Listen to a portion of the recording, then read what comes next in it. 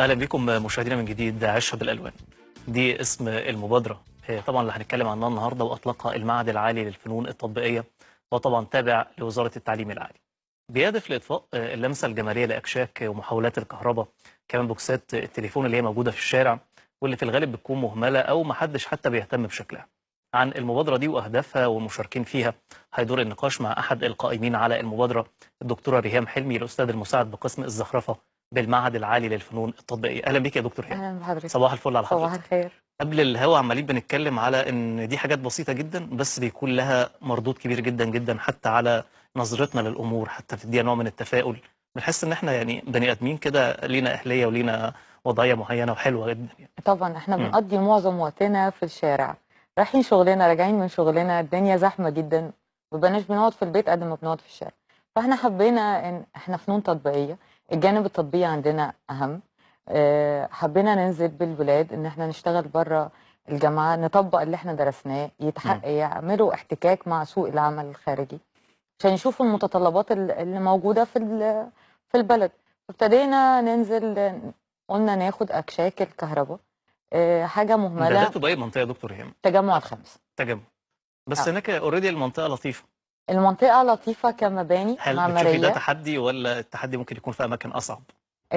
تحدي يبقى في أماكن أصعب، مم. المباني هناك حلوة وشكلها حلو، بس كلها لون واحد، مم. مفيش اللمسة الجمالية.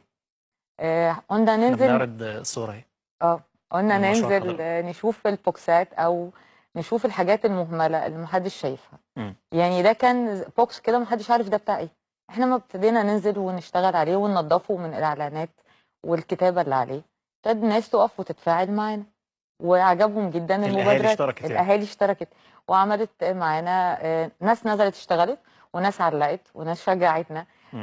ما لقيناش الجانب السلبي من اي بني ادم. طيب بيكون في تنسيق مع الأحياء بقى أو المحافظات والكلام ده كله؟ نزلنا الحي عندنا في التجمع الخامس. مم. طلبت منهم ان يساعدونا ان احنا ننزل نشتغل، وافقوا ورحبوا جدا وقالوا لي اوكي ابتدي. فابتديت باربع او خمس بوكسات في الاول، قلت اشوف رد الفعل الجمهور. مم. لقيت ان رد الفعل حلو قوي والناس مرحبه جدا. فرحت تاني قلت لهم انا عايزه اكمل. قالوا لي خدي التجمع كله، اكشاك وكباري مم. وعماير، العماير الشباب وكل ده. قلت لهم طب خلاص، المفروض ان يعني الموضوع توسع. جدا مم. توسع جدا. هتقدروا عليه، ولا ان شاء محتاجين الله. بقى مشاركة من احنا أطراف لغايه تانية؟ دلوقتي جهود ذاتيه، جهود مم. الطلبه وجهودنا. محتاجين ان اكيد يبقى في دعم حوالينا، حد يعمل لنا بوشنج ان احنا نكمل. مش عايزين المبادره تقف، مم. عايزينها مكمله. وخاصه ان الشباب احنا يعني هدفنا ان انا اشغل وقت فراغ الشباب، سواء اثناء الكليه او في الفترات التانيه. يعني انا عندي الولاد مرحبين جدا من فتره الاجازه ننزل نكمل شغل، مم. فده حلو قوي. يعني هنلغي جانب سلبي عندهم، الفراغ والتفكير يعني انتوا السلبي. شغالين في الدراسة وفي الأجازة؟ مم. مكملين. طيب الشباب دول بياخدوا درجات بقى، ولا ما بياخدوش الشباب درجات؟ دول نزلوا معايا في الاول على اساس ان هي ماده تبع الكليه عندنا اه، نطبقها خارجي. دلوقتي بقت مبادره. جزء عملي يعني. اه مم. دلوقتي بقت مبادره هم مكملين فيها، سواء في ثالثه في رابعه اما يتخرجوا. ده الكاست بتاعي ان انا هكمل بيه المبادره ان شاء الله، ان مم. احياني ربنا واواني. بإذن الله. ان شاء الله. الفكرة عملت صدى جوه الكلية أو جوه المعهد؟ عمل صدى جوه المعهد مم. وبره، وعلى على الفيسبوك وعلى اليوتيوب. يعني احنا مم. لقينا صدى من ناس كتير، وناس كتير بتكلمنا وعايزه نشترك معاها. فمرحبين اي انتوا حد عايز طبعا انتوا يشترك قسم معانا. الزخرفة، انتوا زخرفه معنيين، ودي شغلتكم ربما. ده تخصصنا. في أقسام تانية مثلا، ممكن قسم التصوير مثلا ممكن يلقط لكم كده حاجات حلوة، يسوق لكم شغلكم. يعني هل في ممكن، بس تنسيق مع هي الأقسام التانية احنا لغايه بحيث إنه يبرز دلوقتي المجهودات عندنا دي؟ اكتفاء ذاتي في موضوع حتى التصوير. احنا عندنا حد من الطلبه مسؤول عن التصوير والميديا، وهو اللي بيعمل لنا الفيديوهات وبيشيرها وبيعمل كل حاجه. مم. يعني احنا القسم عندنا او الفرقه الثالثه اللي انا شغاله معاها بالماده دي، انا طلعت بيها، هي اللي مكمله المبادره وهي معانا من الاول. مم. انا طلعت بقسم واحد، فرقه واحده ثالثه مكملين بيها معانا التصوير بتاعنا، معانا كل حاجه. اما كبرت كده ممكن فعلا ان احنا مم. نعمل ارتباط مع بقيه الفرق الاقسام. الدراسية بقى التانية، أولى وتانية اولى ورابعة فين؟ وثانيه ورابعه. اولى وثانيه نازله معايا الترم الجاي في المبادره تبع المواد بتاعتهم، هنزلهم وهندخلهم في المبادره. مم. رابعه بكالوريوس بيبقوا مشغولين شويه في مشروع التخرج، وانا ما اخدتش مشروع التخرج السنه دي مع مم. زميل هو شغال معاهم، فشغال في خط تاني يعني. مم. طيب هل في مشاكل بتقابل بقى حضراتكم وانتوا شغالين؟ لا الحمد لله لغايه دلوقتي ما فيش اي مفيش. مشاكل. بس انا لما جه في بالي مثلا، وانا حتى بقول المقدمه كده، قلت اكشاك الكهرباء اه دي مفيش فيها خطوره على حضراتكم ان انتوا تقربوا من اماكن كده فيها كهرباء والكلام ده كله؟ لا هو بيبقى دايما من الحي مم. بعت لنا حد حد معاكم؟ يشيك على اه. الشغل. حتى لو في بوكسز فيها اي مشكله في الباب في الاسلاك، مش ما بنشتغلهاش امان لغايه يعني. ما يظبطوها. مم. بس انما الدنيا سيف يعني هي الحمد لله. الفكره اكيد مش فكره الوان، لا الفكره فكره تصميمات معينه انتوا بتعملوها، واكيد بتتم مش بشكل عشوائي. لا احنا طبعا بنحط تصميمات مم. وبنختارها وبنتكلم مع بعض ايه اللي ينفع هنا وايه اللي ينفع هنا، الالوان، كل الكلام ده. التصميمات اللي بتبقى اوت دورز بتبقى محتاجه الوان معينه، بتبقى محتاجه مساحات معينه مم. عشان تتشاف. هي بتتشاف من بعيد ومن قريب، فلازم يبقى لها رؤيه في مختلفه الوان يعني. الوان بتكون غالبه على على المشاريع دي، او الالوان اللي انتوا بتشتغلوا بيها؟ دايما الوان الشمس او الالوان شمس. المشرقه اللي تديك تفاؤل وانت ماشي بتتفرج عليها مم. تبقى افضل يعني. المشروع الواحد او الفكره الواحده بتتنفذ في وقت قد ايه؟ احنا عشان بننزل ايام من محاضرات، عشان براعي ان الولاد شغالين في محاضرات تانية، فكنا بننزل يومين في الاسبوع. فالبوكس اخد معانا 3 4 اسابيع. يعني بيقعد شهر؟ اه مم. بس هي. انا بشغل كذا مجموعة في كذا بوكس، مم. يعني مش بوكس بياخد واحد. وقت منكم في ايه بقى يا دكتور هاني؟ بياخد وقت ان احنا بنقعد ننضف البوكس. في بوكسات بتبقى الستانلس عادية بنشيل مم. من عليها طبعا ورق الانتخابات الرهيب اللي ده كان اكيد. طب اللي انت كان مش خايفه من مرسوم. الانتخابات اي انتخابات جايه تبوظ لكم اللي انتوا عاملينه؟ مش خايفة من الانتخابات عشان أنا حابة إن الجمال واللي إحنا بنعمله يبقى داخل في الانتخابات. يبقى بدل ما نشتغل في البانر وورق يتحط ويتلزق ويترمى، مم. طب إيه المشكلة إن أنا أستخدم اه. فكرتي في إن أنا أتكلم عن المرشح وأتكلم عن الانتخابات بطريقة جمالية حلوة تفضل مستمرة معايا حتى لو مم. الانتخابات خلصت. تبقى لحظه قاسيه جدا لما تكوني عامله مجهود جامد جدا في حاجه، وتلاقي حد كده ببساطه جدا لازق لك عليها ورق: انتخبوا فلان الفلاني خير من يمثلكم. ما هو ده المشكلة إن حضرتك بتستخدم الحاجة الاستخدام الخطأ. مم. احنا بنغير مفهوم مجتمع ناحية الجمال، فلازم هناخد وقت. مم. وادام ابتدينا الحاجة دي لازم يعني نشوف الحلو والوحش فيها او نفكر في اللي ممكن يحصل.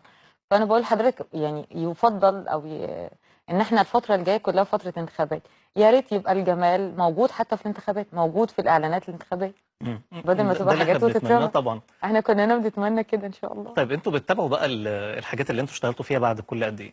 بنشوفها كل شوية. أنا بنعمل لها طبقة عزل أو طبقة فلوت علشان تبقى تحميها شوية من الأتربة مم. والمطر.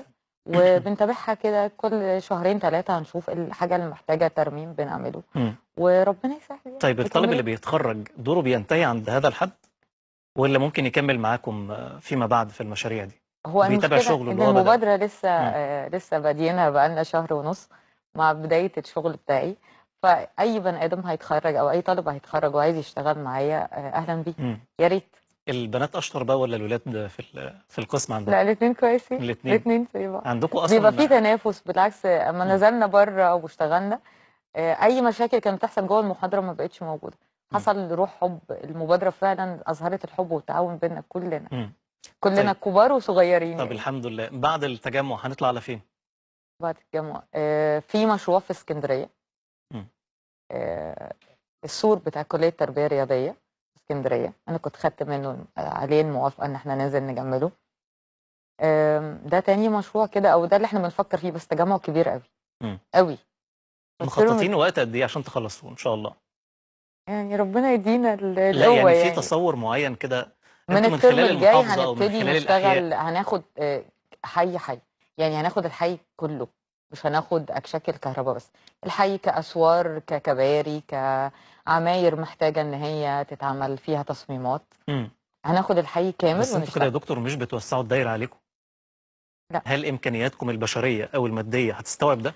إمكانيات البشرية والمادية لغاية دلوقتي الحمد لله. مم. إنما يعني المادية قدام أنا مش عارفة هتبقى ماشية إزاي.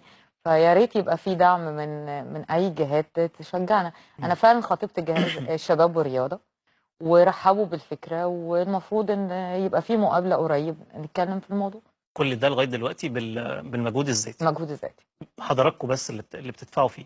تمام.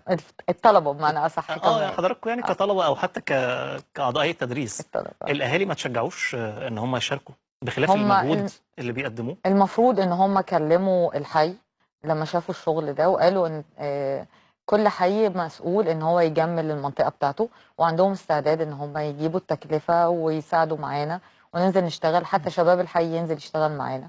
قلت كويس. لهم تمام، مم. ما فيش اي مشكلة، احنا مرحبين بكل ده. بنلاقي حاجتين شبه بعض ولا لازم كل حاجه تكون مختلفه عن لا، التانيه؟ كل حاجة لازم تكون مختلفة. مفيش حاجه بتتكرر يعني؟ لا، حتى احنا مفكرين ان الترم الجاي ما نشتغل وناخد حي حيين، يبقى كل حي له تيمة معينة. مم. افكار مين بقى؟ مين اللي بيحط الافكار؟ كلنا. كله؟ طبعا. بس بتوجيه بقى من حضرتك، يعني بوصفك بقى الخبره بقى والاستاذه ليهم. طبعا. الولاد عندهم افكار مبتكره. كتير. قابلتي حاجات زي كده يا دكتور؟ اه افكارهم كتيره مم. ومتنوعه، وما بطلب تصميم بيجيبوا لي 10 و20، وبنقعد نشتغل ونختار ونجمع تصميمات على بعض، وممكن واحنا بنشتغل على الواقع نطلع تصميم تاني خالص مختلف. مم. التصميمات بتكون يدويه ولا بتكون بشكل مختلف؟ لما بتقدم لحضرتك التصميم الفلاني اه بيبقى بيترسم مرسوم على مرسوم سكتش، على؟ مرسوم على سكتش ومتلون.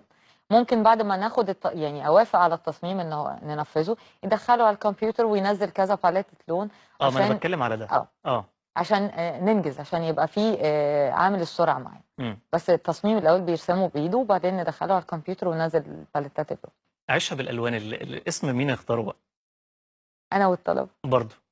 يعني واضح ان ده بيعمل حاله من التقارب ما بين الطالب والاستاذ. اه ما انا بقول ما كانش لحضرتك. ربما ده موجود عندنا زمان بنفس القوه بنفس لا القدر؟ والله، انا اساتذتي طلعوني كان كده، موجود فانا بس مش حبيت. بالقرب ده.